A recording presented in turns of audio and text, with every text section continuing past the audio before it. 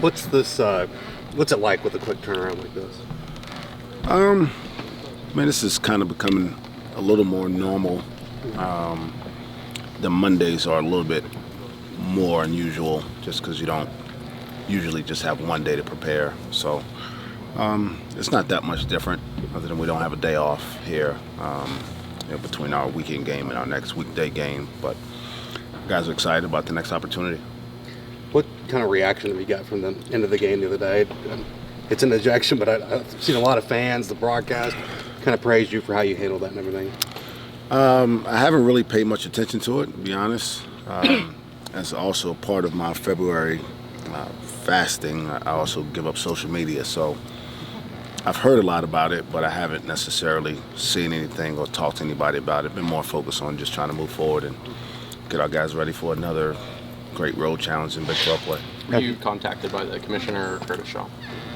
I had a conversation with Curtis. I did not talk to the commissioner, and look forward to moving forward about it and getting ready for a really good K-State team. Is that your first ejection ever in your life, career? Yeah, life. I don't think was ever ejected as a player.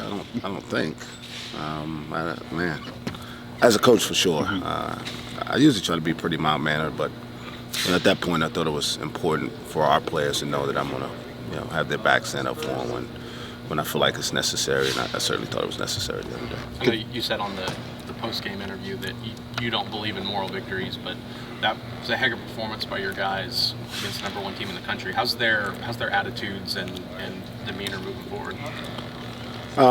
They've been good. They've helped me. I hate losing, but every day when you show up and your kids have good attitudes and they're chomping at the bit to learn and get better, it helps allow me as a coach to let go of the emotion of the disappointment and losing a game and really get back to focusing on just trying to do my job. My job as a teacher, my job as a coach is to help these kids get better every day, and that's where our focus is. What went into the decision to go and shake everyone's hand for Baylor, even though your day was over early? Yeah, I mean, it's the right thing to do. I hope my actions didn't take away from what was a really good college basketball game. In my opinion, it's a 4-point game with a minute to go or so, and we shoot a layup that gets waved off. Otherwise, it's a 2-point game, and you're right there. Again, I know people who don't necessarily watch look at the final score and look at our record and say, man, that coach is really an idiot. I mean, he's got a team who's got one win in Big 12 play, and they lose by 8 points, and he gets ejected, and everybody thinks it's the official's fault. Well, if you watch the game, I mean, that's not how it played out. But with all that being said, our focus really is on how do we get better. There's a lot of season left. I mean, I keep saying that, and obviously it's less and less as the weeks go by. But with 8 games in league play remaining, we still have an opportunity to finish the season on a really positive note. And I want to make sure I give these guys the best I can. In doing that, my job is to also be an example to them. And even though in an ejection, that was important that the Baylor players and staff know that, they played a good game. Congratulations on what has been a really, really good season for them. And, unless we play them again, which could happen in the conference tournament, I wish them all the success they can have moving forward. It feels late in the year to be playing a conference team for the first time. Just kind of what do you know about K-State? They have an established identity as a program. Bruce is in probably his 8th year, something like that, maybe somewhere close. And they know who they are. They pride themselves in being really good defensively. I mean, you can really look at any splits of their season, a home, road, last 5 conference games, non-conference wins, losses.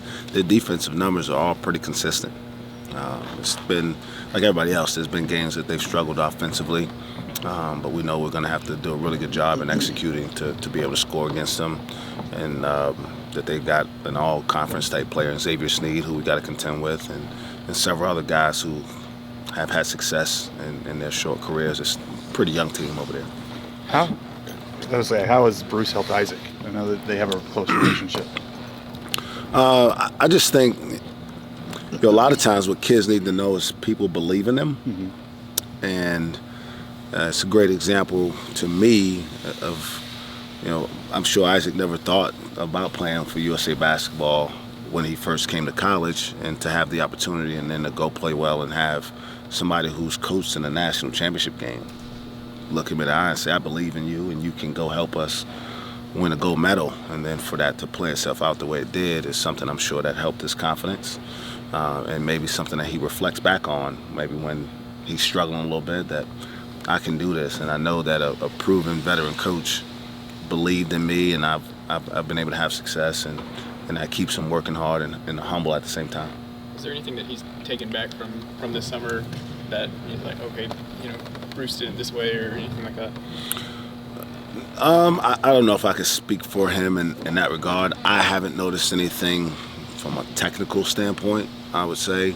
I do think that experience, being on a stage where he was obviously being acknowledged as one of the best players in our country at his age, and being able to help a team of guys win a gold medal for our country, was something that helped boost his belief in his ability to lead, and not necessarily have to be the most talented guy, but understanding that there are key parts of a team that everybody can fill. And he filled a need for a fairly young team. I mean, there's, I guess, 5 or 6 high school kids, and a couple who were coming into college, and he was one of the more experienced guys, I should say. Not necessarily older, they're all about the same age, but I think that just helped him understand how a team can be constructed and how he can help.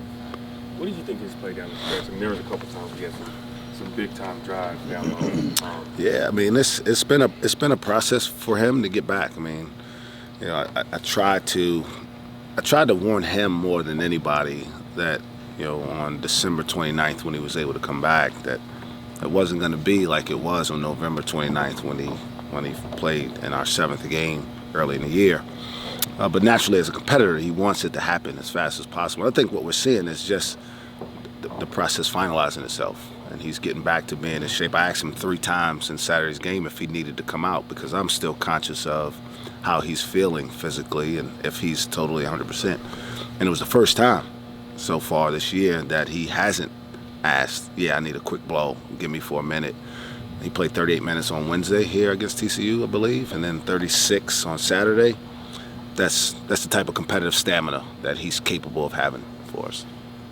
How's Lindy doing? I know he played with a mask the other day and seemed to do pretty well. Yeah, I mean, I think he's doing better.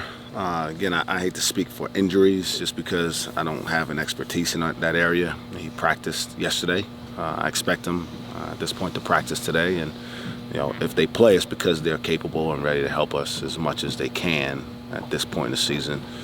So I don't expect anything different between now and tomorrow evening. Has he shared with you about just the feel of the mask, how he's maneuvering? No, I mean, I try not to make a big deal out of things like that because I don't want to create a stigma in their minds. I mean, sometimes kids don't think about something unless someone says something about it. So I just let him go play, man. In fact, and I thought he was going to play Wednesday, to be perfectly honest with you guys. I think in our pregame deal, I talked about him being a starter. And I actually had him come out. I always have guys who I think maybe in a weird place, not necessarily bad, but a confused state or whatever it is, to shoot free throws for our team to run.